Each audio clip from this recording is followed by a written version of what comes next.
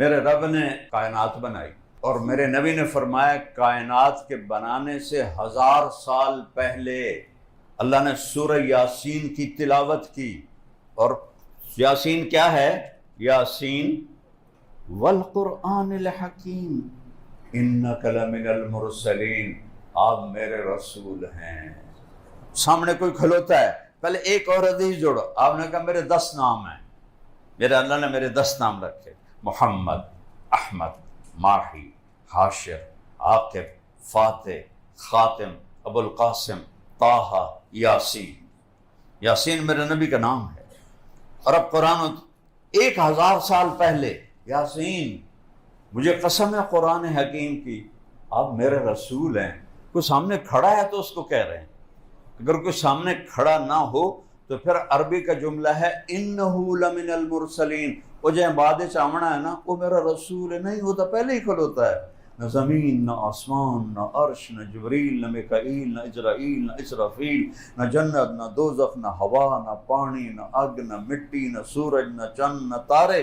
ایک ہستی موجود ہے، انک لمن المرسلین، آپ میرے رسول ہیں. پھر مہر لگائی علی صراط مستقیم، آپ بھی سیدھے راستے پر ہیں. جسے سیدھا راستہ چاہیے آپ کے ہاتھ پکڑ لے، آپ کا دامن پکڑ لے، آپ سیدھے راستے پر ہیں. وَلَسَوْفَ يُعْطِيكَ رَبُّكَ فَتَرْضَىٰ.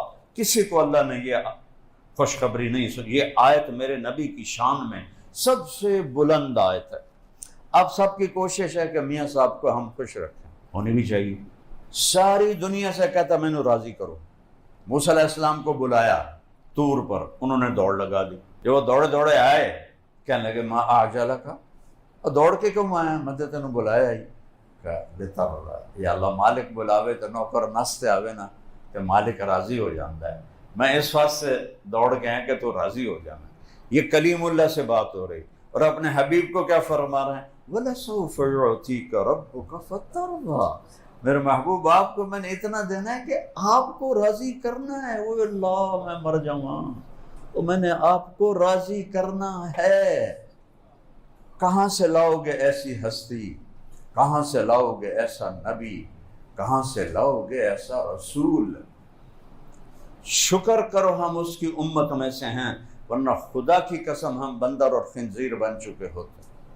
ثم دنا فتدلى فكان قاب قوسين او ادنى.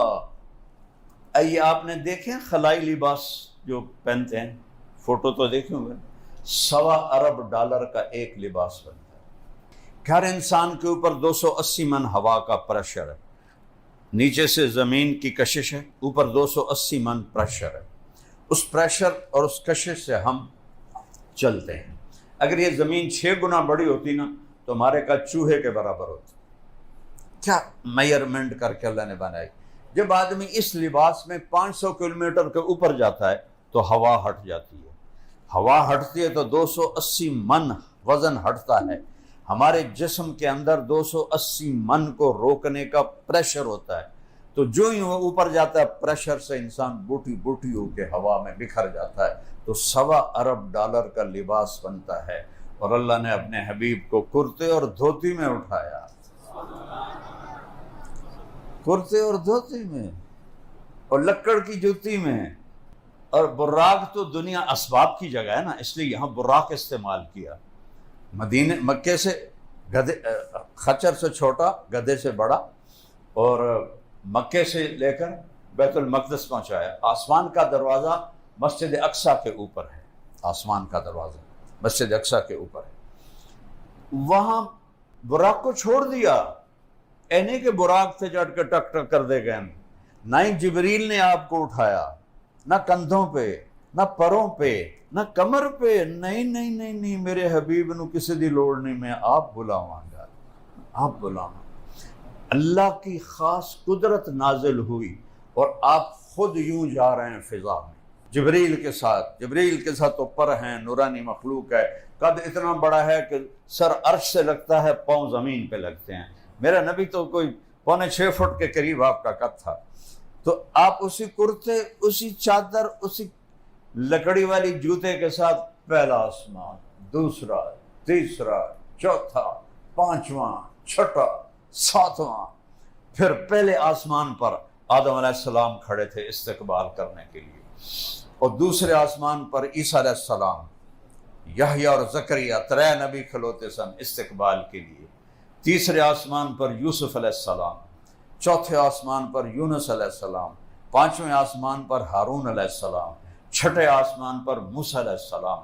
اور میں نے پڑھا کہیں نہیں، مجھے خیال آتا ہے کہ اس دن اللہ نے سارے فرشتوں کے سجدے، رکوع، تسبیح، تلاوت معاف کر کے کہا ہوگا جاؤ میرے نبی کا دیدار کرو، آج یہی تمہاری عبادت ہے، آج یہی تمہاری عبادت ہے۔ ساتویں آسمان پر گئے تو ایک شخص ملے ایسے بیٹھے ہوئے، ایسے سفید داڑھی ناف تک آئی ہوئی، وہ نہیں اٹھے، ویسے بیٹھے رہے۔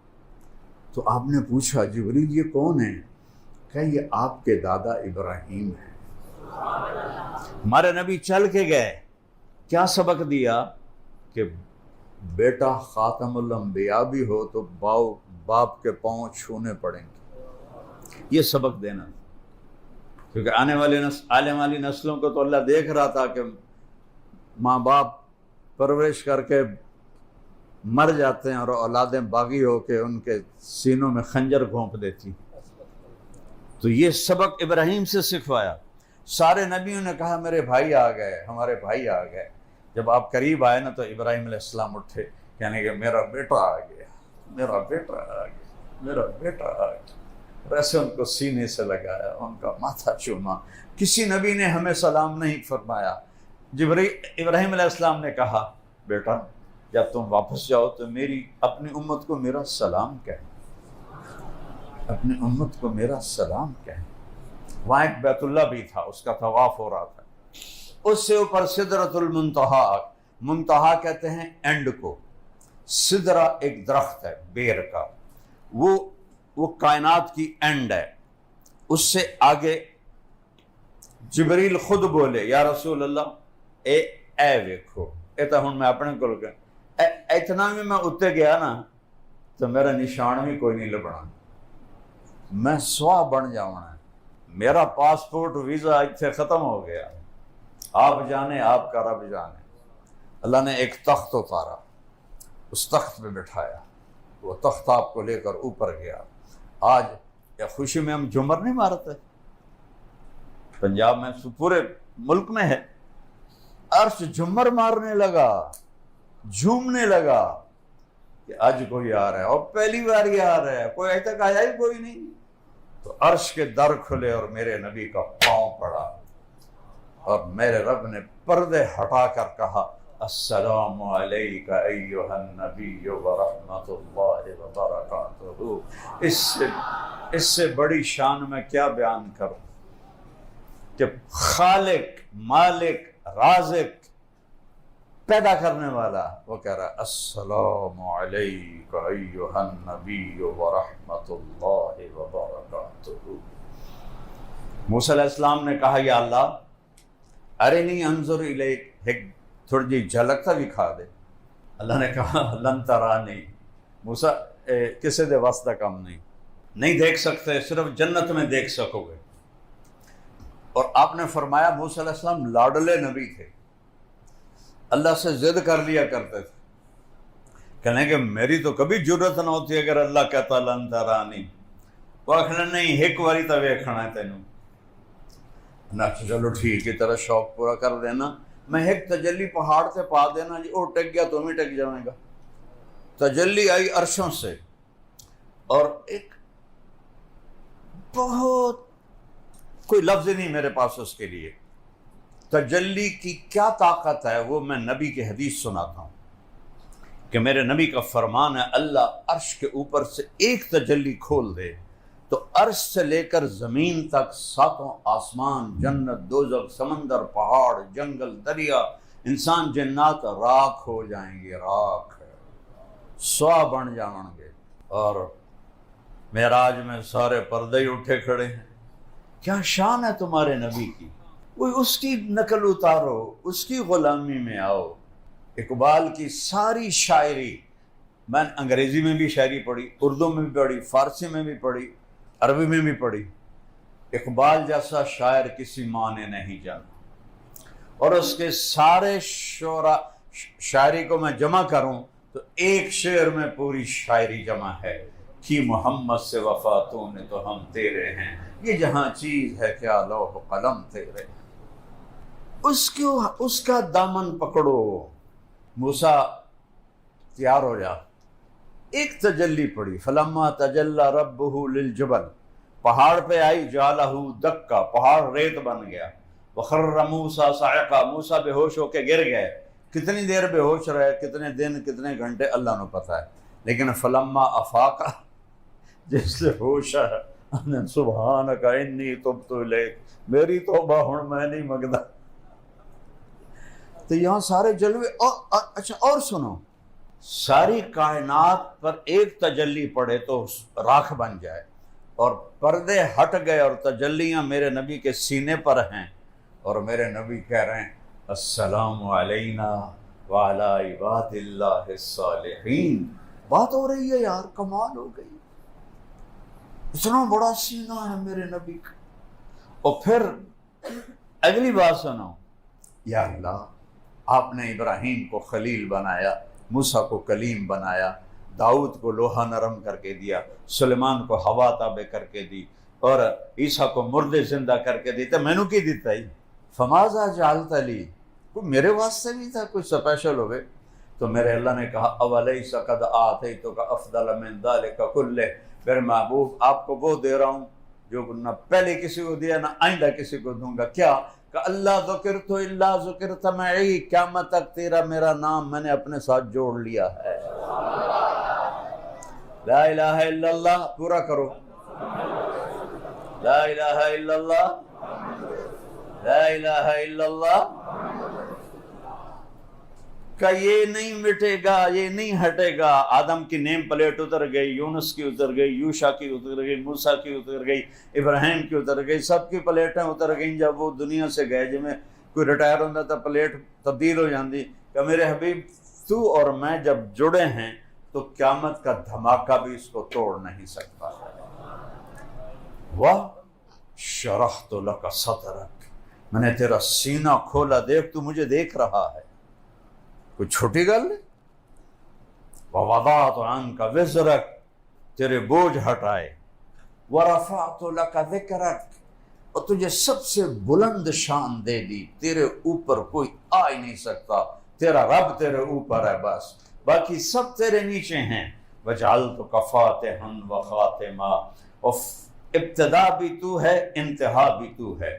اچھا اگر آپ لوگ مجھ سے پہلے آئے ہو تو میں تو دعویٰ نہیں کر سکتا میں تو کو پہلے آیا، میں تو بعد سے آیا، لیکن یہ دو عجیب باتیں اللہ کہہ رہا ہے، ابتدا بھی تو ہے، انتہا بھی تو ہے، فاتح اور خاتم۔ کیسے؟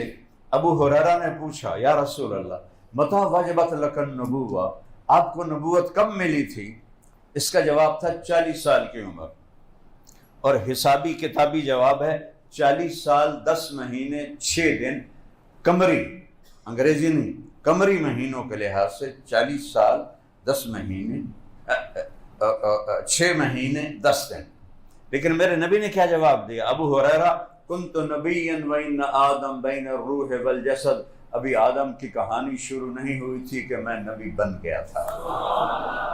یہ تو ہو گئی ابتدا، کہ ابتدا بھی آپ ہیں، انتہا کیا ہے؟ لا نبی بعدی، میرے بعد کوئی نبی نہیں، میرے اوپر انتہا ہے۔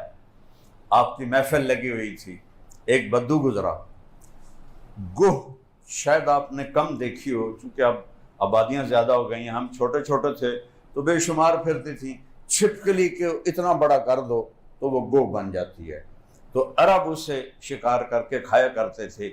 یہ ہمارے جو پکھی واس غیر مسلم ہیں وہ بھی اس کا شکار کر کے کھاتے ہیں۔ تو وہ گو کا شکار کر کے اس کی دم سے رسی باندھ کے لٹکا کے جا رہا تھا، سامنے محفل دیکھی، کہنے لگا یہ کون ہے؟ تو اس نے جواب دینے والا نے کہا یہ وہ ہے جو کہتا ہے میں نبی ہوں۔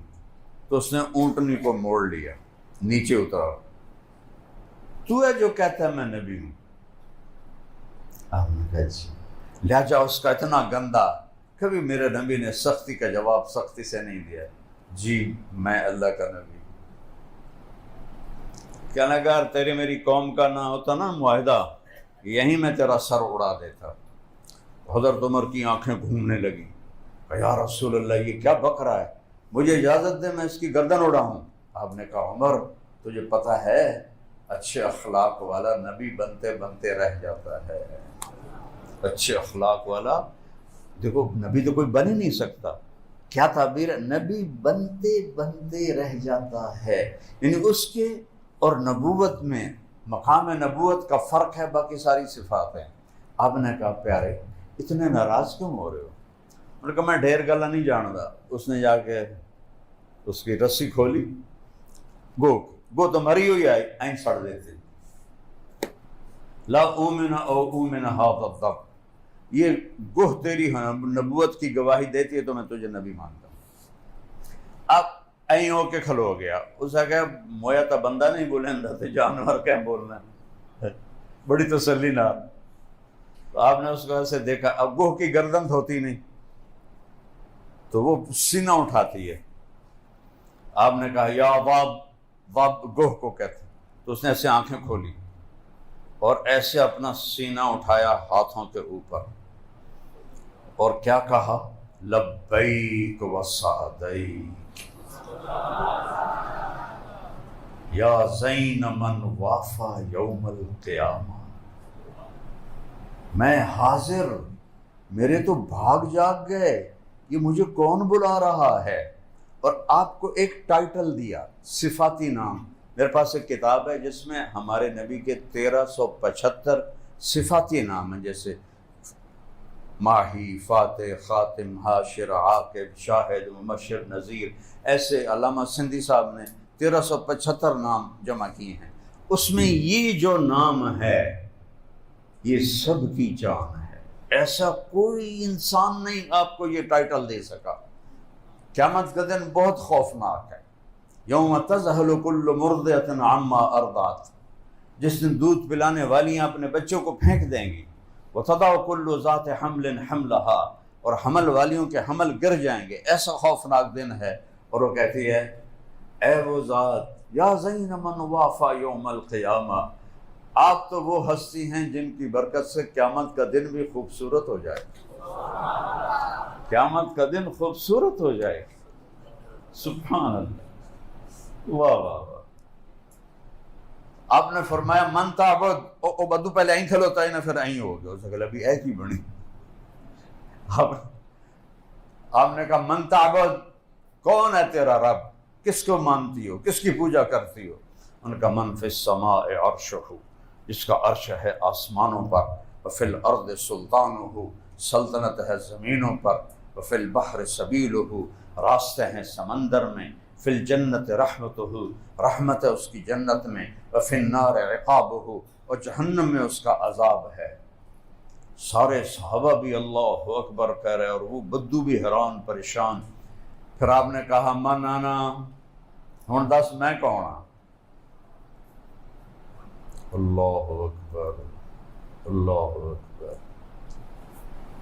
کہنے لگی انت رسول رب العالمین، آپ رب العالمین کے رسول ہیں۔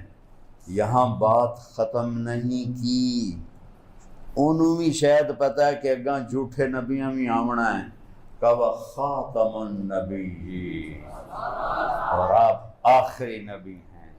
قد افلح من صدقک وقد خاب من کذبک۔ بتا دیتی ہوں میں سارے کیمیکل والوں کو اور ساری دنیا والوں کو کہ جو آپ کی غلامی میں مرے گا وہ کامیاب ہے، جو آپ کا باغی بن کے مرے گا وہ ناکام اور برباد ہے۔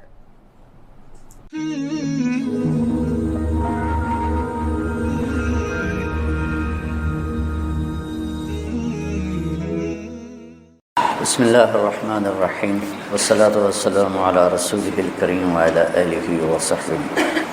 دنیا کا ہر انسان ایک آرام والی، سکون والی زندگی گزارنا چاہتا ہے، انسانی فطرت ہے، کوئی مشقت نہیں چاہتا، کوئی تنگی نہیں چاہتا۔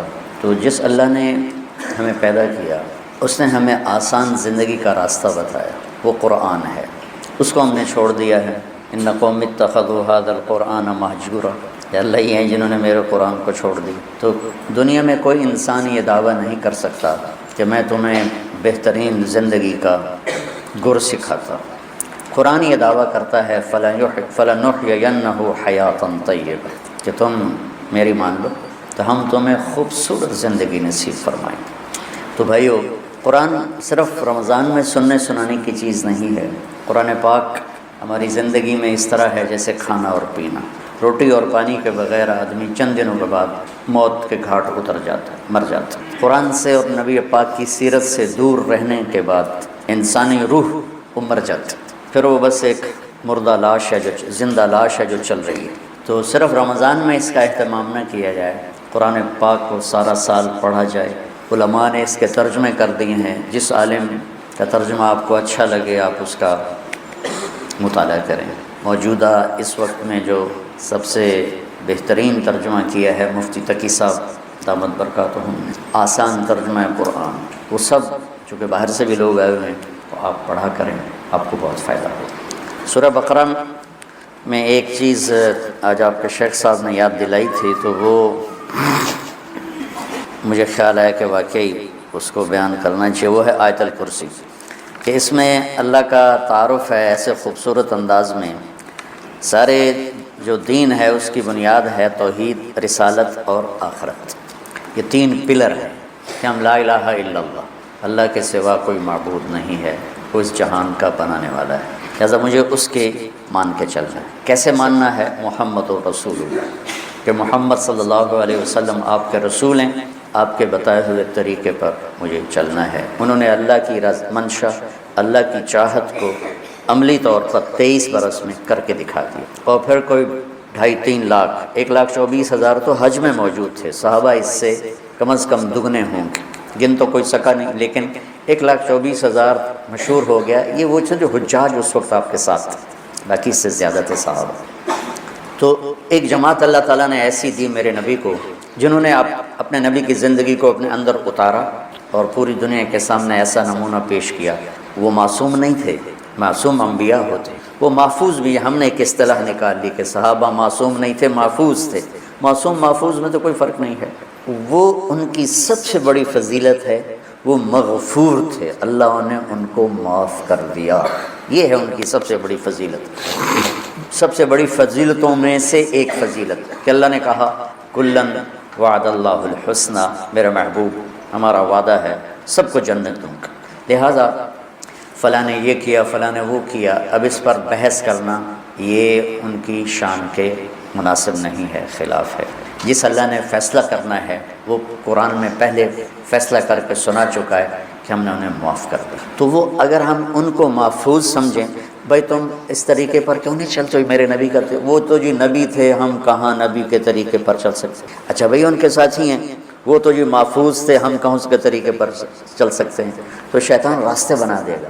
وہ نہ معصوم تھے نہ محفوظ تھے، وہ ہماری طرح عام انسان تھے، لیکن ان کو نبی کی صحبت نے رنگ دیا، خطاؤں سے نہیں نکلے، لیکن اتنا اللہ اس کے رسول کو راضی کیا کہ اللہ نے کہا جاؤ سب معاف، لا الہ الا اللہ۔ کیسے کرنا ہے؟ محمد رسول اللہ۔ اور اس پر پھر آگے ایک موت کے بعد زندگی آ رہی ہے، اس میں اللہ تعالیٰ نے کامیابی اور ناکامی کا دار و مدار وہ اسی کلمے پہ رکھا ہے کہ جس کے پاس یہ کلمہ ہے اور اس کلمے کی ضروریات کو پورا کیا ہے وہ سیدھا جنت میں جائے گا، اور جس کے پاس یہ کلمہ ہے اور اس کی ضروریات کو پورا نہیں کیا اس کو جہنم میں جانا پڑے گا اللہ کے قانون کے مطابق، باقی جس کو چاہے معاف کر دے۔ اور جس کے پاس کلمہ بھی نہیں ہے اس کے لیے پھر میرے اللہ کا قانون سب سے مختلف ہے۔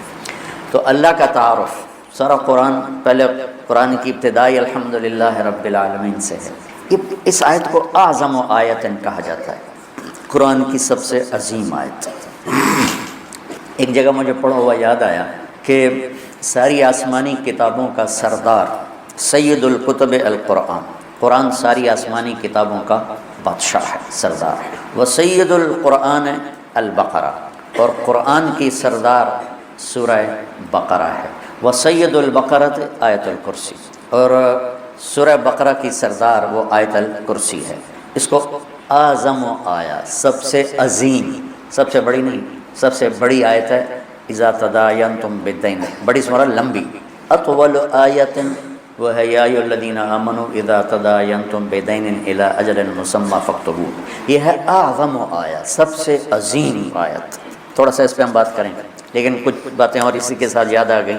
اخوف آیت، قرآن میں سب سے زیادہ ڈرانے والی آیت، سب سے زیادہ ہلا دینے والی آیت ہے فَمَن يَعْمَلْ مِثْقَالَ ذَرَّةٍ خَيْرًا يَرَهُ وَمَن يَعْمَلْ مِثْقَالَ ذَرَّةٍ شَرًّا يَرَهُ۔ یہ قرآن کی سب سے دھمکی دینے والی آیت ہے، ڈرانے والی آیت ہے کہ ایک رائی کے برابر اچھائی کرو گے تو تول کے دکھا دوں گا، اور برائی کرو گے تو تول کے دکھا دوں گا، اور اس پر جزا ہے، اس پر سزا ہے۔ وَإِن كَانَ مِثْقَالَ حَبَّةٍ مِّنْ خَرْدَلٍ أَتَيْنَا بِهَا وَكَفَىٰ بِنَا حَاسِبِينَ۔ کہ ایک رائی کے برابر بھی کوئی چیز ہے جو نظر بھی نہیں آتی ہے، میں اس کو بھی تول کر تمہارے سامنے کر دوں گا۔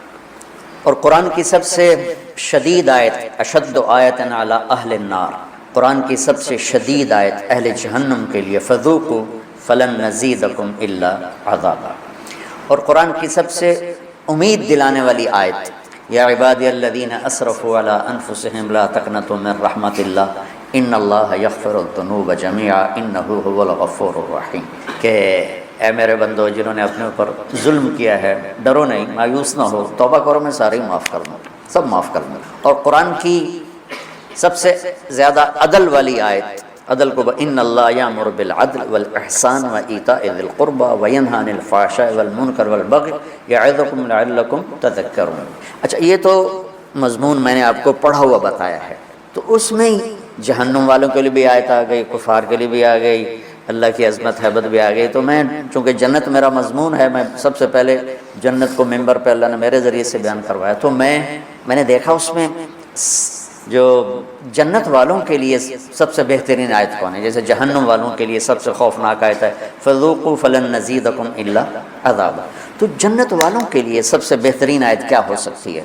تو یہ میرا تتبع یا میری تلاش کے بعد ہے، ضروری نہیں یہ صحیح ہو، اس سے بھی کوئی عالی شان آیت ہو سکتی ہے جنت والوں کے لیے، لیکن جو میں نے ڈھونڈو اس نظر سے جب میں نے قرآن کو دیکھنا شروع کیا تو مجھے سورہ قاف کی آیت لگی کہ یہ سب سے زیادہ جنت والوں کے لیے خوشخبری ہے، لہم ما یشاءون فیہا ولدینا مزید۔ مجھے لگا کہ فلن نزیدکم ولدینا مزید، میں نے اس کو جوڑا، تو میں نے اپنے طرف سے یہ ایک استنباط کیا کہ یہ آیت میرے خیال میں اللہ تعالیٰ نے جنت والوں کی خوشخبری کے لیے سب سے اعلیٰ درجے کے بنائی ہے، لہم ما یشاءون فیہا۔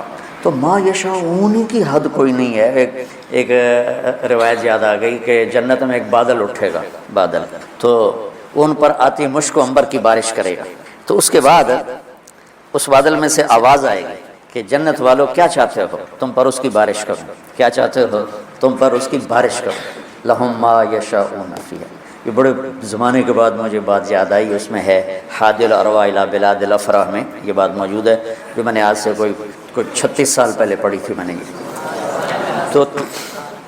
تو احمد بن ابی الحواری یہ تابعین میں سے ہیں یا تبع تابعین میں سے ہیں، وہ کہنے لگے اگر اللہ نے مجھے وہ موقع دے دیا نا اور بادل نے کہا کہ بولو کیا بارش کروں، تو میں کہوں گا میرے اوپر تو حوروں کی بارش کر دیں، امطری علی جواری مزینات، مزینات، میرے اوپر فل میک اپ والی حوروں کی بارش کرتے ہیں۔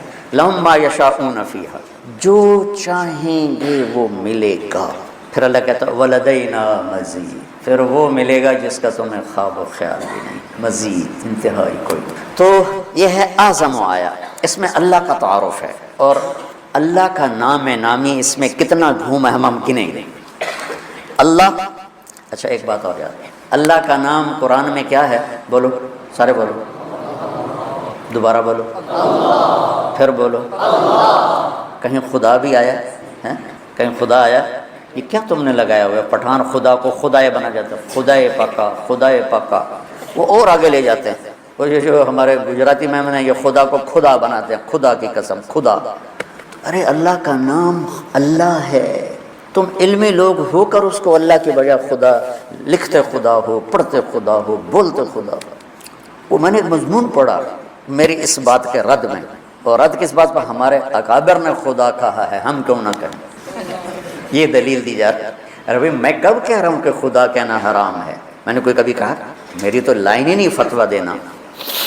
میں یہ کہہ رہا ہوں کہ خدا اللہ کی تعبیر نہیں کرتا، جیسے ہمیں کہا جاتا تھا گاڈ مت کہا کرو، گاڈ انگریزی میں گاڈ، کہ گاڈ اللہ کا ترجمہ نہیں ہے، تو میں پوری بصیرت کے ساتھ کہتا ہوں خدا اللہ کا ترجمہ نہیں ہے، گاڈ اللہ کا ترجمہ نہیں ہے، یعنی فل ترجمہ، فل بھگوان اللہ کی پوری ٹرانسلیشن نہیں ہے۔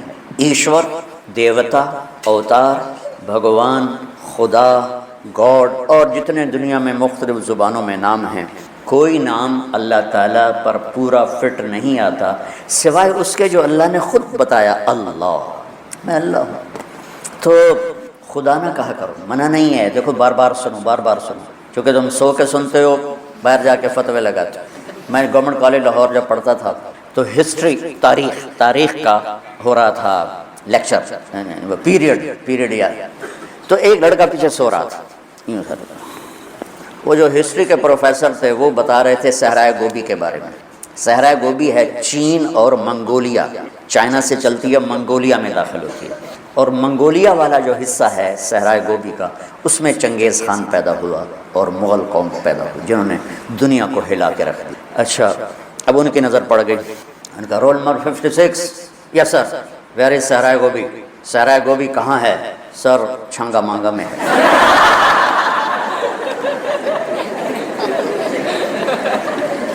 اس نے کہا دفع ہو جاؤ، ایک ہفتے کے لیے مجھے شکل نہ دکھانا۔ تو یا تم غافل بیٹھے ہوتے ہو یا سوئے ہوتے ہو اور میری بات کا بتنگڑ بنا دیتے ہو۔ خدا کہنا منع نہیں، بھگوان کہنا منع نہیں ہے، گاڈ کہنا منع نہیں ہے، ایشور کہنا ہر ایک کی اپنی زبان ہے، لیکن اللہ کے سوا کوئی لفظ نہیں جو اس ذات کی پوری ترجمانی کر سکے۔ لہٰذا کم از کم تم بچے جو میرے پاس پڑھ رہے ہو یا جو سن رہے ہو یہاں بیٹھ کر یا اس کیمرے کے ذریعے سے، اللہ کو بولنا سیکھو۔ اللہ، لفظ اللہ میں خصوصیت ہے، جتنے حرف ہیں نا نقطے والے، با، تا، ثا، جیم، خا، زال، زا، شین، ضاد، ظا، غین، فے، قاف، نون، یہ جتنے نقطے والے حرف ہیں یہ کمزور ہیں اور بغیر نقطے والے طاقتور ہیں۔ اس کی ایک وجہ جو سب کو آسانی سے سمجھ میں آ جائے کہ نقطے والا جو حرف ہے وہ اپنا مطلب بیان کرنے کے لیے باہر سے ایک نقطے کا محتاج ہے، دو کا محتاج ہے، تین کا محتاج ہے، اور جو بغیر نقطے والا حرف ہے وہ اپنا مطلب بتانے کے لیے کسی نقطے کا محتاج نہیں ہے، ٹھیک ہے؟ شین کو 3 نقطے چاہیے تب اپنا مطلب بتائے گی، اور سین کو کچھ نہیں چاہیے، وہ اپنا مطلب خود بتا دے گی۔ سمجھ میں آئے؟ لفظ اللہ میں کوئی نقطے والا حرف ہے؟ کوئی۔ اللہ نے ان حرفوں سے اپنا نام چنا جس میں نقطہ نہیں۔ لفظ محمد کوئی نقطے والا حرف ہے؟ احمد کوئی نقطے والا حرف ہے؟ اللہ کتنے حرف ہیں؟ 4۔ محمد کتنے حرف ہیں؟ 4۔ احمد کتنے حرف ہیں؟ 4۔ 4 کو 3 دفعہ جمع کرو تو بن گئے 12۔ تو جب اللہ نے کلمہ جوڑ کے دیا تو لا الہ الا اللہ بھی 12 حرف ہیں اور محمد رسول اللہ بھی 12 حرف ہیں۔ اللہ کے لفظ کی ایک اور خصوصیت، کسی حرف میں لفظ میں سے حرف نکال دو تو اس کا مطلب دائیں بائیں ہو جاتا ہے۔ مثلا خدا ہی لے لو، خدا کی خا ہٹا دو تو پیچھے بچے گا دا۔ یہ پٹھان یہ بولتا ہے دادے دادے دادے، وہ پتہ نہیں کیا کہتے ہیں، یہ اچھا دادے یہ ہے، تم پٹھان ہو؟ اچھا، اب اس کی دال ہٹا دو تو بن جائے گا خا، تو بھی خا خا خا خا خا خا، وہ بھی یہی کہتے ہیں ہاں ہاں ہاں ہاں، اتنا تو مجھے بھی پشتو آتی ہے بھائی۔ اس کا آخری الف ہٹا دو تو وہ خد بن گیا یا خود بن گیا یا خد بن گیا یا کیا بن گیا۔ لفظ خدا سے میں نے آپ کو مثال دے دی کہ حرف نکالا مطلب بدل گیا۔ یہ لفظ اللہ ہے، الف لام لام ہا، یہ الف ہٹا دو پیچھے بچا للہ، تو للہ ما فی السماوات و ما فی الارض۔ ایک حرف نکلنے کے باوجود بھی ترجمہ اللہ کی طرف جا رہا ہے۔ یہ لام ہٹا دو پیچھے بچ گیا لہو، تو قرآن کہتا ہے لہو ما فی السماوات و ما فی الارض۔ یہ آخری لام ہٹا دو تو پیچھے بچ گیا الہ، تو قرآن کہتا ہے وہو الذی فی السماء الہ و فی الارض الہ۔ سارا کچھ ہٹا کے ہا کی پیش باقی رکھو اور سب ہٹا دو تو اللہ کہتا ہے اللہ لا الہ الا ہو کہو اللہ، لہو کہو اللہ، الہ کہو اللہ، للہ کہو اللہ، اور اللہ پھر اللہ ہے۔ تو اس کی عادت ڈالو کہ تم، چونکہ لفظ اللہ جب آپ بولتے ہیں تو تمام اللہ کے صفاتی نام اس کے اندر موجود. اور خدا کسے کہتے ہیں؟ خود آ، جسے کسی نے نہ بنایا ہو اسے کہتے ہیں خدا. کسی فارسی دان نے یہ لفظ بنایا ہے. تو ہمارے بر صغیر میں فارسی قومی زبان تھی مغلیہ دور میں، تو لہٰذا یہی پھیل گیا.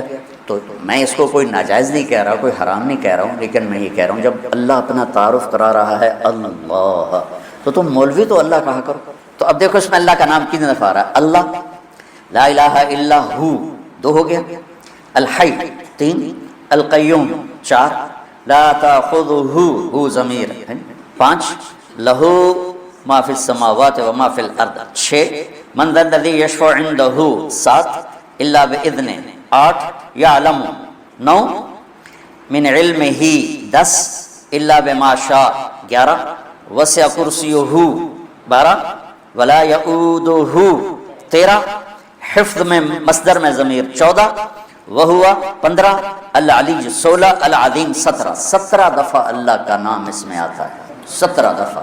اس لیے اس کو کہتے ہیں عظیم ترین آیت، قرآن کی عظیم آیت. اور کیا ہے اللہ کا تعارف؟ اللہ کون ہے؟ لا الہ الا ہو، جو لا کہا وہ لا ہوا، وہ لا بھی اس میں لا ہوا، جز لا ہوا، کل لا ہوا، پھر کیا ہوا؟ اللہ ہوا. تو اللہ کیسا ہے؟ لا الہ الا ہو، اس جیسا کوئی ہے ہی نہیں. ولم یکن لہ کفوا احد، تو دل میں تو آتا ہے سمجھ میں نہیں آتا، بس جان گیا میں تیری پہچان یہی ہے. لا تدرکہ الابصار وهو یدرک الابصار وهو اللطیف الخبیر، لا تراہ العیون ولا تخالطہ الظنون ولا یصفہ الواصفون ولا تغیر الحوادث ولا یخشى الدوائر، یعلم عدد قطر الامطار وعدد ورق الاشجار وعدد ما اظلم علیہ اللیل واشرق علیہ النہار، وجعل مکائیل البحار ومثاقیل الجبال لا تواری منہ سماء سماء ولا ارض ارضا ولا بحر ما فی قعرہ ولا جبل ما فی وعرہ. کیا سبحان، یہ اللہ ہے، یہ اللہ ہے. ایک بدو نے یہ دعا مانگی جو میں نے آپ کو دہرائی، تو اس کے بعد اس نے اللہ کی تعریف کر کے پھر دعا مانگی، یا اللہ اجعل خیر عمری آخرہ وخیر عملی خواتیمہ وخیر ایامی یوم القاک فیہ. یا اللہ آخری حصہ عمر کا بہترین کر دے، آخری عمل زندگی کا بہترین کر دے، اور ملاقات کا دن سب سے خوبصورت کر دے. تو آپ یہ سن رہے تھے، اونچی آواز میں دعا مانگ رہا تھا. تو آپ نے حضرت بلال سے پوچھا دیر پر کچھ ہے؟ کہا جی ایک سونے کی ڈلی پڑی کر لیا. کو میرے بھائی ادھر آؤ، کہ یہ آپ کو گفٹ کر رہا ہوں، ہدیہ. کہا جی بہت مہربانی. پھر آپ نے فرمایا تجھے خبر ہے میں نے تمہیں یہ ہدیہ کیوں دیا ہے؟ کہ لصلۃ بینی و بینک، کہ رشتہ داری کی وجہ سے. کہا نہیں، رشتہ داری کی وجہ سے نہیں، بحسن ثنائک علی اللہ، ابھی تو نے اللہ کی خوبصورت تعریف کی ہے، اس پر تمہیں یہ دیا. تو اللہ اس کو کتنا دے گا؟ لا الہ الا ہو. اور کیسا؟ الحی، موت سے پاک، ہمیشہ زندہ. القیوم، ہمیشہ قائم، اونگنے. اور الحی القیوم کی پھر مزید وضاحت ہے، لا تاخذہ سنۃ ولا نوم. یہ نہیں اللہ نے کہا لا ینام ولا ینعس. لا ینام ولا ینعس میں ایک چیز کی نفی نہیں ہوتی کہ نیند تو آ رہی ہے لیکن قابو کر لیتا ہے، اونگ تو آ رہی ہے قابو کر لیتا ہے. تو اگر ہوتا نا لا ینام ولا ینعس تو پھر اس مفہوم کی نفی نہیں ہوتی تھی. تو لا تاخذہ میں اس کی نفی ہے کہ اس کو نیند آتی ہی نہیں، وہ اونگتا ہی نہیں، وہ نیند اور اونگ سے پاک ہے. ایک دفعہ موسیٰ علیہ السلام سے ان کی قوم نے پوچھا تیرا رب سوتا ہے؟ تو یہ بنی اسرائیل بھی عجیب بادشاہ قوم تھی، 40 سال موسیٰ علیہ السلام کے ساتھ رہے اور اتنے بڑے بڑے معجزے دیکھے. سمندر پھٹا اور جو آیات بینات تھی وہ دیکھی، کیا کچھ نہیں دیکھا. اور سمندر سے پار ہوئے، فرعون غرق ہوا. پھر چند قدم چلے تھے تو آگے لوگ پتھر کی پوجا کر رہے تھے. کہنے لگے موسیٰ ایک خدا ہمیں بھی لے کر دو، اجعل لنا الہا کما لہم آلیہ. عقلوں بالکل ہی پیدل ہیں. تو میرا رب کیا ہے؟ سونے سے پاک ہے، اونگنے سے پاک ہے، لہذا جو ہمیشہ سے زندہ ہے اسی کا حق ہے کہ اس کو پکارا جائے. جو ہمیشہ سے قائم ہے اسی کا حق ہے کہ اسی سے مدد مانگی جائے. جس کو اس رب نے بنایا اور پیدا کیا اور ماں کے پیٹ سے نکالا، قبر کے پیٹ میں اتار دیا اور اپنے پاس بلا لیا. وہ کتنی ہی عظیم ہستیاں گزری ہیں دنیا میں، لائن لگی ہوئی ہے. پکارے جانے کے قابل صرف اللہ ہے. وَإِذَا سَأَلْتَ فَاسْأَلِ اللَّهَ وَإِذَا اسْتَعَنْتَ فَاسْتَعِنْ بِاللَّهِ. سونے سے پاک ہے، اونگ سے پاک ہے. ہیبت کیسی ہے؟ مَنْ ذَا الَّذِي يَشْفَعُ عِنْدَهُ إِلَّا بِإِذْنِهِ. کوئی کسی میں ہمت ہے کہ اس کے سامنے دم مار سکے اس کی اجازت کے بغیر؟ علم کیسا ہے؟ ما بین ایدیہم وما خلفہم، آگے اور پیچھے، ماضی اور حال، مستقبل۔ زمین تو ویسے چھوٹی سی، اس کائنات کا کو لوگ جو تلاش کر رہے ہیں وہ پاگل ہو جاتے ہیں کہ یہ اتنی بڑی کائنات کس نے بنایا تھا، کیسے بنایا تھا، وہ کیا نظام ہے۔ یہ ایک بہت بڑا طبقہ ہے نا جو کہتا ہے کہ خود بخود ہو گیا، یہ خود بخود ہو گیا، دھماکہ ہوا خود بخود ہو گیا۔ ایک مثال دیتا ہوں، یہاں ایک دھماکہ ہوا اور آپ سارے اڑتے بستروں کے اوپر جا کے لیٹ کے آرام سے سو جاؤ، کیا یہ ممکن ہے؟ یہاں سے دھماکہ ہو اور آپ اڑتے ہوئے دسترخوان پہ پہنچ کے سحری کھانا شروع کر دو، کیا یہ ممکن ہے؟ ایک دھماکہ ہو اور لوہا بندر بن جائے، یہ ممکن ہے؟ لوہا چلو لوہا تلوار بن جائے، یہ ممکن ہے؟ اللہ تعالیٰ بیٹا گمراہی سے بچائے۔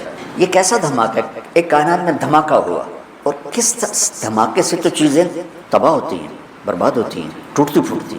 آج کل گندم تل رہی ہے نا ہمارے سارے پنجاب میں، تو گندم میں دھماکہ ہوا اور ساری گندم اڑ کے بوریوں میں فٹ ہو کر ٹرک پہ چڑھ گئی اور منڈی بھی پہنچ گئی۔ تو اگر میں یہ کہوں سارے کہیں کہ بڑے بے وقوف ہو، اور میں کہوں کہ تم کہتے ہو دھماکے سے ہر چیز اپنے آپ سیٹ ہو گئی، تو تم تو مجھ سے بڑے بے وقوف ہو۔ ایک آسٹریلیا کا سائنسدان تھا، مجھے نام بھول گیا، جب دھماکہ ہوا اولم یر الذین کفروا ان السماوات والارض کانتا رتقا ففتقناہما، اس سے استدلال کیا جو قرآن سائنس ثابت کرنے نہیں آیا، قرآن سائنس کو ثابت کرنے نہیں آیا، یہ زندگی کا طریقہ بتانے آیا ہے۔ آج سائنس کی تحقیق یہ ہے، اور کل غلط ہو کے کوئی اور آ جائے۔ قرآن کا موضوع سائنس نہیں ہے۔ وہ شیخ ندوی رحمۃ اللہ علیہ کے دوست تھے، بڑے عرب عالم، طنطاوی رحمۃ اللہ علیہ کی تفسیر پڑھنے بیٹھا، وہ ہر جگہ سائنس کو ٹھوکتے جا رہا ہے، یہاں یہ سائنس کا فارمولہ زندہ ہو رہا ہے، یہاں یہ زندہ ہو رہا ہے۔ اللہ ان کی بخشش فرمائے، اتنے بڑے ادیب علامہ تھے، لیکن یہ کیا کر رہے ہیں کہ سائنس کو ثابت کر رہے ہیں۔ قرآن سائنس ثابت، قرآن اللہ کا علم ہے، سائنس انسانی علم ہے، آج کچھ اور ہے کل کچھ اور ہے۔ تو لہٰذا میں یہ نہیں کہہ رہا ہوں کہ یہ آیت اس دھماکے کو بتا رہی ہے، اللہ کو پتہ ہے کہ کیا دھماکہ ہے۔ تو قرآن سے سائنس نہیں ثابت کی جاتی، قرآن سے انسانیت کا سبق ملتا ہے کہ انسان کیسا ہونا چاہیے۔ تو اس کا میں نے ریسرچ پڑھی تھی کہ جس وقت دھماکہ ہوا تو دو چیزیں پیدا ہوں، ایک رفتار، جیسے میں اس کو یوں پھینکوں تو یہ ایک رفتار سے جائے گا، رفتار، اور ایک ان کی آپس میں کشش، گریوٹیز، جیسے زمین میں کشش ہے، ثقل ہے نا، جس نے ہمیں پکڑا ہوا ہے، اور اوپر 280 من ہوا کا دباؤ ہے، نیچے زمین نے پکڑا ہوا ہے، اوپر 280 من ہوا کا دباؤ ہے، یہ 24,000 کلومیٹر ہے۔ اگر یہ 48,000 کلومیٹر ہوتی تو اس کا جو تھا کشش وہ دگنی ہو جاتی۔ تو ہم زمین پر ایسے چلتے جیسے گارے میں پھنس کے نہیں گاڑیاں چلتی ہیں، ہم چلتے ہیں کہ پیر اٹھانا پھر رکھنا، پھر اٹھانا پھر رکھنا، اور اگر یہ اس سے 4 گنا بڑی ہوتی تو آج کا 6 فٹ کا نوجوان چوہے کے برابر ہوتا، سارے چوہے ٹورے پھر دن۔ اللہ نے کس حساب سے اس کو بنایا، اوپر 280 من ہوا، نیچے زمین کی پکڑ، ہم یوں 2 پکڑوں کے اندر کھڑے ہوئے ہیں، اور ہم سب زمین پر الٹے لٹکے ہوئے، الٹے۔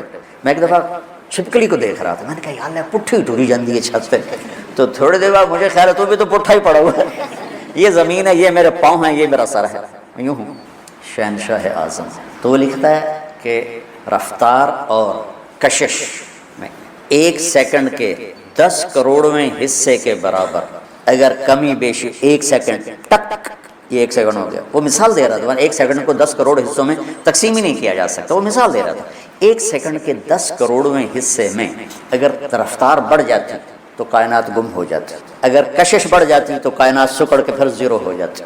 تو اس کو یہ خود ہی بن گئی، کیسے ہو سکتا ہے؟ ما بین ایدیہم وما خلفہم، کل کائنات اس کی۔ علامہ اقبال رحمۃ اللہ علیہ جیسا شاعر نہ عربوں میں دیکھا ہے نہ عجموں میں دیکھا ہے۔ وہ کہتے ہیں ہیچ چیزیں خود بخود چیزیں نشد، ہیچ آہن خنجرے تیغے نشد، ہیچ حلوائی نشد استاذ کار، تا غلام شکر ریزے نشد، مولوی ہرگز نشد مولا روم، تا غلام شمس تبریز نشد۔ وہ کہتے ہیں کوئی چیز خود بخود بھلا بن جاتی ہے، لوہا پڑے پڑے چھری بن جائے گا، ماں کے پیٹ سے کوئی حلوائی پیدا ہوتا ہے، وہ سیکھتا ہے، مولوی روم سے مولانا روم شمس تبریز کے ذریعے سے بنا، ایسے تھوڑا ہی بنا۔ مولانا روم تو فلسفی تھے، منطقی تھے۔ کمال بات ہے، آج ہمارے دینی مدرسوں میں منطق پڑھائی جا رہی ہے، سارے جہان کا جھوٹ اکٹھا کر کے۔ شکر ہے میں تو نہیں پڑھاتا ہوں، کلو آبا کلو باجا کلو آجا، لا الہ۔ اور پھر بعض اتنے متعصب دیکھے کہ اس کے بغیر تو قرآن بھی سمجھ میں نہیں آتا، لا الہ الا اللہ۔ وہ فلسفی تھے، منطقی تھے، عجم پہ فلسفہ غالب تھا، عرب پہ قرآن غالب تھا، پھر عرب مغلوب ہوئے، عجم غالب ہوئے، تو پھر فلسفہ ہی سب کچھ بن گیا۔ فلسفہ رہ گیا، تلقین غزالی نہ رہی، رہ گئی رسم اذاں روح بلالی نہ رہی، فلسفہ رہ گیا، تلقین غزالی نہ رہی۔ تو یہ پڑھا رہے تھے مسجد میں، ان کی کتابوں کا ڈھیر سامنے رکھا ہوا تھا حوض کے پاس۔ تو شمس تبریز آئے، دیہاتی شکل، گنوار جیسے ہوتے نا، بدو، تو بڑے معصوم انداز میں مولانا روم سے پوچھا این چیز، وہ کتابیں تھیں، کہ یہ کیا ہے؟ تو انہوں نے دیکھا دیہاتی ہے، تو انہوں نے بڑے تکبر سے کہا این آنس کہ تو نمی دانی، ارے پاگل یہ وہ جو تو نہیں جانتا۔ تو وہ ایک دم آگے بڑے، کتابوں کو دھکا دیا، وہ ترتیب سے پڑھی تو یوں دھکا دیا، ساری حوض میں جا گری۔ تو انہوں نے کہا تیرا بیڑا بڑھ جاوے، نام مراد ہے کی تھی، کوئی پریس تو تھا نہیں، جاؤ بھائی اردو بازار سے نہیں خرید کے لے آؤ، تو ہاتھ سے لکھا تھا۔ تو نے میری زندگی کی محنت برباد کر دی۔ تو وہ کھڑے ان کی گالیاں سنتے رہے، پھر حوض میں اترے اور ایک کی کتاب کو نکالیں، خشک بالکل، اور سامنے رکھ، اس یوں جھاڑے مٹی نکلے، ساری کتابیں خشک کی خشک نکال کے باہر۔ اب مولانا روم بولے این چیز، یہ کیا ہے؟ تو اب تبریز بولے این اس کہ تو نمی دانی، یہ وہ جو تو نہیں جانتا ہے۔ مولوی ہرگز نہ شد مولا روم، تا غلام شمس تبریز نہ شد۔ میں گیا ہوں ان کے دربار پر، حاضری دی تھی جب ترکی ہماری جماعت گئی، ہماری تشکیل نہیں تھی، کونیا، میں نے کہا میں نے جانا ہے مولانا روم۔ ہم نے پورا فلائٹ لی اور 8 گھنٹے فلائٹ لیٹ ہو گئی، جہاں وہ ایئرپورٹ پر بیٹھ ہماری تباہی پھر گئی۔ تو شمس تبریز بھی وہیں ہیں اور مولانا روم بھی وہیں ہیں، لیکن پھر نصیب اپنا اپنا ہے۔ شمس تبریز کے مزار پر چند لوگ تھے اور مولانا روم کے مزار پر میلہ لگا ہوا تھا۔ اور ایک عجیب بات بتاؤں، جتنے ہم مسلمان تھے اس سے زیادہ غیر مسلم تھے وہاں۔ تو یعلم ما بین ایدیہم وما خلفہم، سب اللہ کی تعریف ہو رہی۔ ولا یحیطون بشیء من علمہ الا بما شاء، جس سے جو ملتا ہے وہ اللہ کی طرف سے ملتا ہے۔ جوڑ، وما اوتیتم، وما بولو، وما تعلمتم، وما اکتسبتم، نہیں، وما اوتیتم کس نے دیا؟ اللہ نے۔ آتیناہ رحمۃ من عندنا وعلمناہ من لدنا علما۔ وسع کرسیہ السماوات والارض، جس کی کرسی اتنی بڑی ہو کہ زمین آسمان پہ چھا جائے۔ ولا یعودہ حفظہما، اس سب نظام کو چلاتے ہوئے تھکتا نہیں۔ وہو العلی العظیم، کیا عظمتوں والا ہے۔ اس میں ایک اور خوبصورت جو نظم ہے اور خوبصورت جو ترتیب ہے اور خوبصورت جو آپس میں جوڑ ہے، وہ تھوڑا سا میں آپ کو بتاؤں۔ اللہ لا الہ الا هو الحی القیوم، یہاں ایک جملہ پورا ہو رہا ہے، اس کو نیچے لے جاؤ۔ وہو العلی العظیم، الحی القیوم، وہو ان کا آپس میں جوڑ نظر آتا ہے، الحی القیوم، العلی العظیم۔ لا تاخذہ سنۃ ولا نوم، نہ اونگتا ہے نہ سوتا ہے۔ ولا یعودہ حفظہما، ان میں آپس میں جوڑ نظر آ رہا ہے کہ نہیں آ رہا ہے؟ اور تم مولویوں سے پوچھ رہا ہوں جو بیچارہ باہر سے، اس کو کیا پتہ؟ نہ اونگتا ہے نہ سوتا ہے، تو اس کے مطابق ادھر جملہ ہے ولا یعودہ حفظہما۔ یعود ہوتا ہے تم وزن اٹھا لو چلتے ہوئے، یہ جو تھکن کی آواز ہے نا، یہ ہے ولا یعودہ۔ تو ادھر ہے لا تاخذہ سنۃ ولا نوم، اور ادھر ہے ولا یعودہ حفظہما۔ لہ ما فی السماوات وما فی الارض، اور ادھر ہے وسع کرسیہ السماوات والارض، زمین آسمان کا شہنشاہ ہے، اس کی کرسی نے زمین آسمان کو گھیرے میں لیا ہوا ہے۔ ادھر ہے من ذا الذی یشفع عندہ الا باذنہ، ادھر ہے ولا یحیطون بشیء من علمہ الا بما شاء۔ ہر اوپر والا جملہ نیچے والے جملے سے جڑا ہوا ہے، 4 اوپر کے جملے 4 نیچے کے جملے آپس میں جڑے ہوئے ہیں۔ تو ایک سوال اٹھتا ہے کہ یہ جوڑ کون ہے بٹھانے والا؟ پہلے کو 9 سے ملایا، دوسرے کو 8 سے ملایا، تیسرے کو 7 سے ملایا، اور چوتھے کو 6 سے ملایا۔ یہ کون ذات ہے جس نے اس خوبصورت انداز میں اس کلام کو ترتیب دیا؟ تو اس کا جواب ہے درمیانی جملہ یعلم ما بین ایدیہم وما خلفہم، وہ علم والا ہے جو آگے بھی جانتا ہے پیچھے بھی جانتا ہے۔ جوڑ کے دکھا دیا آپ کو سب، آیت الکرسی۔ تو اس کے بعد جب اللہ تعالیٰ کہہ رہا ہے، یہ آج آپ کے شیخ صاحب نے اگلا نقطہ مجھے سمجھایا کہ اتنا واضح کر دینے کے بعد، جتنا اللہ نے اس میں اپنے آپ کو واضح کیا ہے، اس کے بعد پھر اللہ کہتا ہے اب تمہاری مرضی ہے، لا اکراہ فی الدین، اب میں ڈنڈا چلا کے تمہیں کلمہ نہیں پڑھاؤں گا، تم نے پڑھنا ہے تو پڑھ لو، ایمان لانا تو لے، اور نہیں تو نہ، کیونکہ زبردستی کا ایمان تو چلتا نہیں۔ تو یہ کام آپ بچوں کا ہے، اللہ کا تعارف کرواؤ۔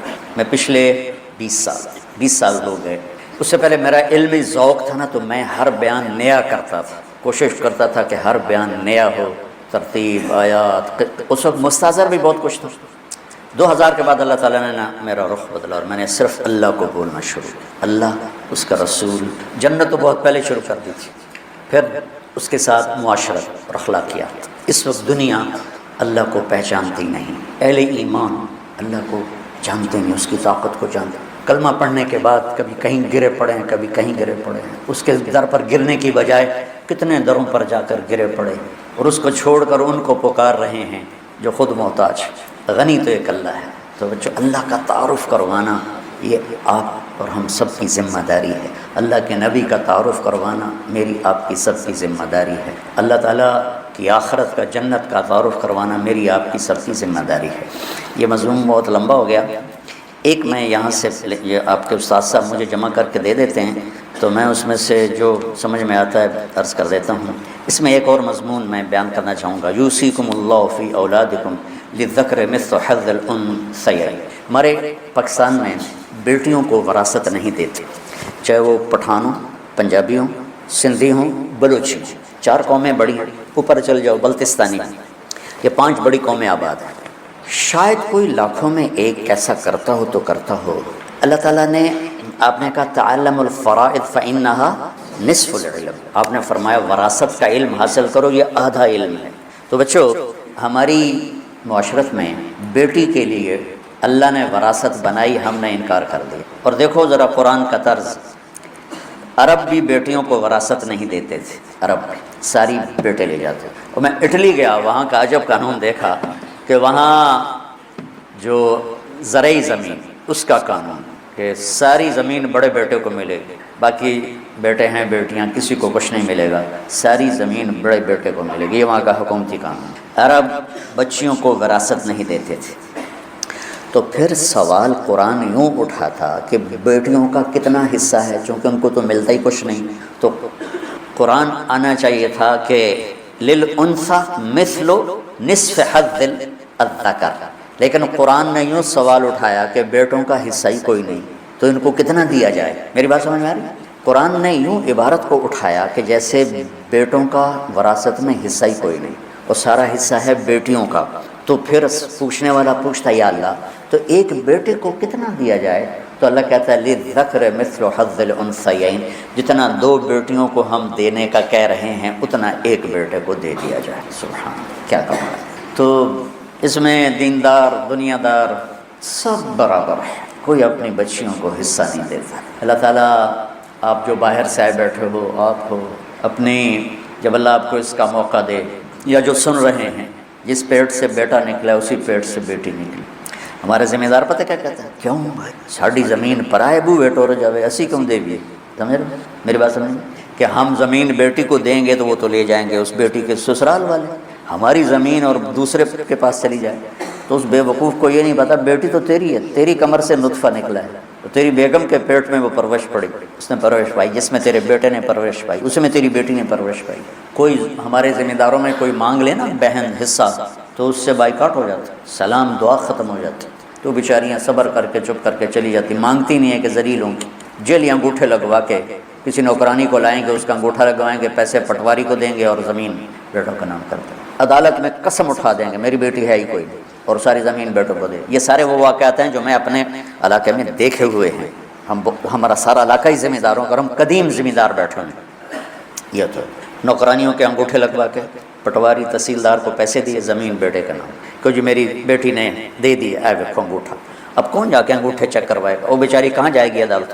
یا باپ جا کے عدالت میں قسم اٹھا دیتا ہے میری تو بیٹی کوئی نہیں۔ تو بچوں، یہ بہت بڑا ظلم ہے جو بچیوں پر ہو رہا ہے۔ ایک چھت کے نیچے پروان چڑھنے والے بہن بھائی، ایک چھاتی کا دودھ پینے والے بہن بھائی، ایک آنگن میں کھیلنے والے بہن بھائی، یہ کیا ظلم و ستم ہے کہ بیٹے کو سب کچھ دے دیا جائے اور بیٹی کو کچھ بھی نہ دیا جائے۔ میں نے بہت عرصے سے یہ مضمون چلایا ہوا ہے، اور اللہ کے فضل سے بہت لوگوں نے اپنی جائیدادیں، زمینیں بہنوں کو دیں۔ مجھے منڈی بہدین کا ایک سنانے لگا ساتھی کا کہ تیرا بیان سنا تو میں گیا اپنی بہن کے پاس، میں نے کہا اپنی زمین کا حصہ لے لے۔ وہ کہ نہیں میں نہیں لینا، بس میں تن دیتا، میں نہیں لینا۔ تو میں نے کہا میں تیرے نام کروا دیتا ہوں، اس کے بعد پھر تو خوشی سے دوبارہ میرے نام کروانا۔ کہنے کہ ٹھیک۔ تو میں نے اس کے نام کروا دی۔ کو ہفتے بعد میں گیا، میں کہ ہن کی صلاح ہے کہ میرے اپنے بچے نے میں کیوں دے وہ تو پہلے بیچاری ڈری ہوئی کہہ رہی تھی۔ تو عورت بیچاری مظلوم ہے جہاں بھی ہے، کہیں کہیں ہوتی ہیں شیرنیاں جو وڈ کھاندیاں، ورنہ تو اکثر بیچاری بھیڑ بکریوں کی طرح ذبح ہوتی رہتی ہے۔ تو میرے عزیزو، آپ لوگ نکل رہے ہو، کل آپ کو کوئی ایسی اللہ جگہ دے جہاں آپ کو اللہ کا دین پیش کرنا پڑے تو معاشرت بیان کرو۔ بیٹیوں پر ظلم ہے، بیویوں پر ظلم ہے، ماؤں پر ظلم ہے، بہنوں پر ظلم ہے۔ ہمارے دریائے راوی ہمارے قریب رہتا تھا، جب کبھی ہم سندھ آج سے پہلے دریائے راوی ایک بکھرا ہوا دریا ہوتا تھا، کتنی بچیاں اس دریا کی موجوں میں دفن ہو گئی۔ بیٹا کھلم کھلا زنا کرتا ہے کہ کوئی گل نہیں، چھوڑ شکر ہے۔ بیٹی پہ شک پڑ جاتا تھا، دریائے راوی میں پھینک کے آ جاتے، ذبح کر کے راوی میں پھینک دیتے۔ بے غیرت تو وہ ہیں جو اتنا بڑا ظلم کر رہے ہیں۔ بیٹی انسان نہیں، اس سے خطا نہیں ہو سکتا، ہر انسان سے خطا ہو سکتا۔ اللہ نہ کرے کہ کوئی مرد عورت کسی ایسی برائی میں مبتلا ہو، لیکن اگر ہو جائے تو اس کا مطلب یہ تھا نہیں، زہر کھلا دیتے۔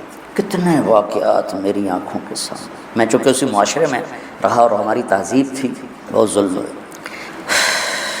تو اللہ تمہیں مجھے ہمت دے، بچیوں کو وراثت۔ خامد باپ مر جائے، ماں کا حصہ ہے نا، 1 ٹکا نہیں دیتے ماں کو۔ مرلا تو بڑی بات ہے، 1 ٹکا نہیں۔ وہ بیچاری مائیں بڑی خوددار ہوتی ہیں، بات جو اولاد سے مانگتی نہیں ہیں، اندر ہی تڑپ تڑپ سسک کے زندگی گزار لیتی ہیں، مر جاتی ہیں۔ ایسے نہیں کرتے۔ ماں کا اللہ نے حصہ رکھا ہے، باپ مر جاتا ہے، ماں کا حصہ ہے زمین میں، جائیداد میں، اس کو دو، یا اس کے مطابق اس کو جتنی اس کی آمدنی اس کا خرچہ دو۔ ماں کو بھی کوئی نہیں دیتے، بہنوں کو بھی کوئی نہیں دیتے، خامد مر جا بیوی کو نہیں دیتے۔ یہ وہ مسائل ہیں سلگتے ہوئے جو وقت کی ضرورت ہیں۔ ہم لوگ رفع یدین پہ لڑے جا رہے ہیں، 20 تراوی 8 تراوی پہ جھگڑے ہو رہے ہیں، سورۃ فاتحہ پہ جھگڑے ہو رہے ہیں۔ کچھ تو سمجھو اللہ کے واسطے کہ امت کہاں پہنچ گئی ہے اور دینی حلقوں والے کیا کر رہے ہیں۔ کھلم کھلا ارتداد ہے، آگ لگی ہوئی ہے۔ چلو سبحانک اللہم وبحمدک، نشہد ان لا الہ الا انت، نستغفرک ونتوب الیک، نستغفرک ونتوب الیک، نستغفرک ونتوب الیک۔ یا اللہ اس قرآن کے مطابق ہماری زندگی بنا دے، اس قرآن کے مطابق ہماری زندگی بنا دے، اس قرآن کے مطابق ہماری زندگی بنا دے۔ یا اللہ ان بچوں کو، اور جتنے بچے شاخوں میں تیرے علم کی نسبت سے بیٹھے ہوئے ہیں، ان سب کو چلتا پھرتا قرآن بنا دے اور ہمارے لیے صدقہ جاریہ بنا دے۔ اور یا اللہ ہمارے اداروں میں اساتذہ، معلمات، بچیاں، بچے، مطبخ والے، پیرے والے، دفتر والے، جتنے بھی لوگ ہیں، سب کی یا اللہ دنیا بھی اچھی کر دے، آخرت بھی۔ اور ہمارا ایک بہت اچھا ساتھی غلام عباس تیرے پاس پہنچا، یکم رمضان کو پہنچا، اس کے درجات کو بلند فرما اور اپنے شایان شانوں سے بہترین بدلہ عطا فرما۔ ساری زندگی تیرے مولا دین کے ادارے کی خدمت کرتے کرتے وہ تیرے پاس پہنچ گیا، اس کے درجات کو بلند فرما اور اس سے راضی ہو جا۔ اور تمام اہل ایمان جو قبروں میں موجود ہیں، ان کی قبروں کو ٹھنڈا فرما۔ جب ہمارے جانے کا وقت ہے تو ایمان پہ